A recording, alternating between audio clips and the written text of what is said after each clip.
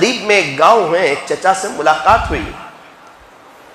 کہا مولانا الحمدللہ 21 سال پہلے اللہ کے راستے میں گیا تھا تو مجھے بتایا تھا کہ صبح 3 تسبیح پڑھنی ہے، شام کو 3 تسبیح پڑھنی ہے. ایک تسبیح درود شریف کی، دوسری ایک تسبیح تیسرے کلیمے کی، دوسری تسبیح درود شریف کی، اور تیسری تسبیح استغفار کی. صبح بھی پڑھیں شام بھی پڑھیں.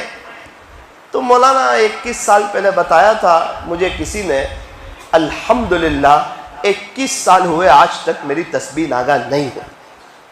اس کو کہتے ہیں عمل.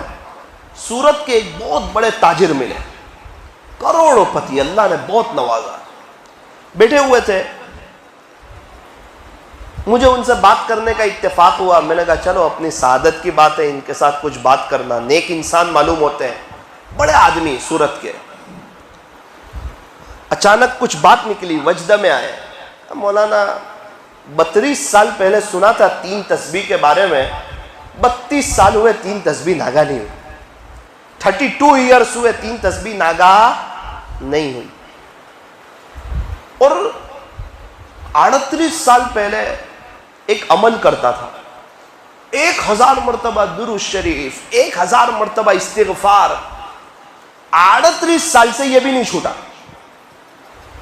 38 سال سے آپ کا لکھو نا، ایک دن کے 1000 تو 38 سال میں کتنے درود شریف ہوئے؟ قطرہ قطرہ سمندر شود. قطرہ قطرہ گرتا ہے نا تو ڈول بھر جاتی ہے. ہم ایک دم جوش میں آ جاتے، ایک دم ٹھنڈے پڑ جاتے. ایک دم 2 گھنٹے اللہ کی یاد میں لگا دیے اور موبائل کا غلط استعمال کر لیا پیچھے سے.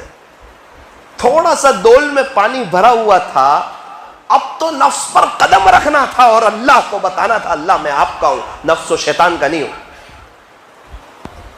کہتا بھی آئی لو یو اللہ، مجھے اللہ آپ سے محبت ہے، اور تنہائی میں اللہ کو ناراض کرنے والے کام کرتا ہے.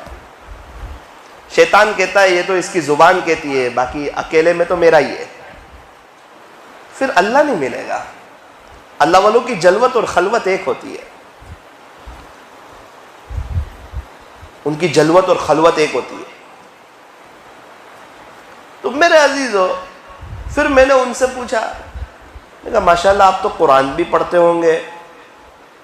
بولے ہاں، ایک قرآن آفس پر پڑھتا ہوں اور ایک قرآن گھر پر پڑھتا ہوں. میں کہا اچھا وہ کیسے؟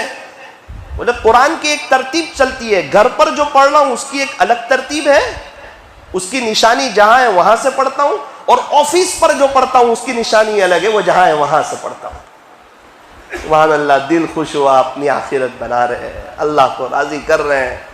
کروڑوں پتی ہے لیکن اللہ کو نہیں بھول رہے.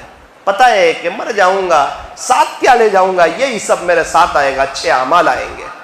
دنیا تو وقتی ہے، مطلب کی دنیا ہے، کوئی کسی کو یاد نہیں کرتا. کیا ہم میں سے کسی کو یاد ہے کہ ہم نے اپنے پردادا کے لیے 10 روپے ایصال ثواب کیے ہو؟